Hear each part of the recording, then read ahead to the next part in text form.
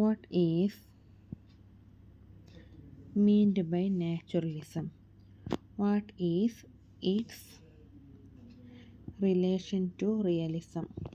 എന്താണ് ചോദിച്ചിരിക്കുന്നത്? നാച്ചുറലിസം എന്നാൽ എന്താണ്? അതിന് റിയലിസത്തിനോട് എത്രത്തോളം ബന്ധമുണ്ട് എന്നാണ് ചോദിക്കുന്നത്. നാച്ചുറലിസം എന്നത് സാഹിത്യത്തിലും കലാരംഗത്തും കാണപ്പെടുന്ന ഒരു പ്രസ്ഥാനമാണ്. അതിൻ്റെ അടിസ്ഥാന ആശയം എന്ന് പറയുന്നത് മനുഷ്യനും ജീവിത പരിസരങ്ങളും പൂർണ്ണമായി പ്രകൃതി നിയമങ്ങൾക്കും സാമൂഹിക സാഹചര്യങ്ങൾക്കും വിധേയമാണെന്ന് വിശ്വസിക്കുന്നതാണ്.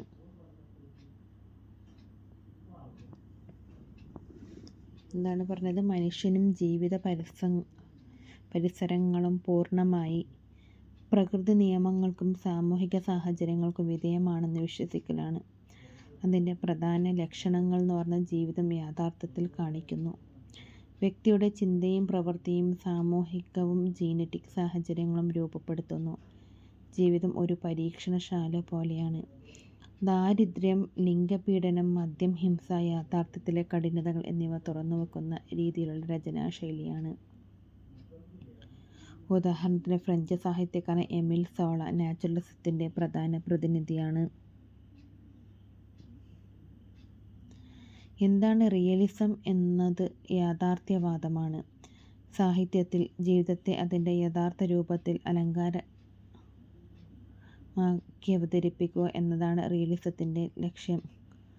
അതിൻ്റെ പ്രധാന ലക്ഷണങ്ങൾ സാധാരണ മനുഷ്യരുടെ ജീവിതവും സാമൂഹിക പ്രശ്നങ്ങളും,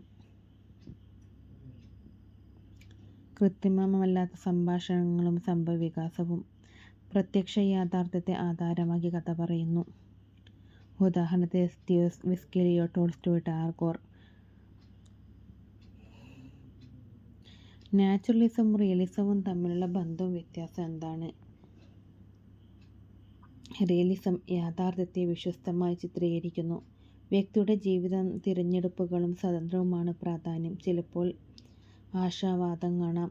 യഥാർത്ഥ ജീവിതമാണ് കാണിക്കുന്നത്. നാച്ചുറലിസം യാഥാർത്ഥ്യത്തെ ശാസ്ത്രീയമായി വിശകലനം ചെയ്യുന്നു. വ്യക്തി പരിസ്ഥിതിയും ജീനറ്റിക് നിയന്ത്രിക്കുന്നു. ഇതാണ് പ്രധാനം. പലപ്പോഴും നിസ്സാരതയും അംഗീകൃതമായ ഭാവം മനുഷ്യൻ പ്രകൃതി നിയമങ്ങൾക്ക് കീഴിലാണെന്ന് തെളിയിക്കുന്നു. റിയലിസത്തിൽ കാണുന്ന യഥാർത്ഥ പ്രകടനം നാച്ചുറലിസത്തിൽ കൂടുതൽ ശാസ്ത്രീയവും നിർണായക ശാസ്ത്രപരമായ രീതിയിലാണ് അവതരിപ്പിക്കുന്നത്.